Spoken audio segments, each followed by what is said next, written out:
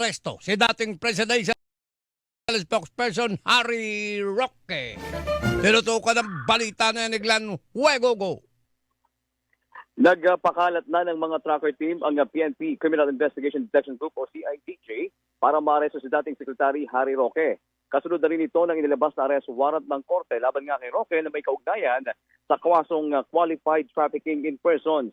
Sinabi ni CIDJ Director Major General Nicolas Torre III na bukod kay Roque isisilbirin ang arrest warrant laban naman kay Cassandra Ong at 49 na iba pa na kasama rin sa kaparehong kaso. Inihayag ni Torre na 24/7 ang kanilang magiging operasyon at may pag-uugnay na sila sa Bureau of Immigration. Samantala, Karen, ngayon lamang din sa pulong balitaan naman ng PNP, sinabi ni PNP PIO Chief Colonel Randolph Panyo na ikinukonsidera na rin ng PNP CIDJ ang pakikipag-ugnayan sa Interpol matapos na nga ring makita si Roque sa the Netherlands kasunod ng pagkakaresto kay dating Pangulong Rodrigo Duterte.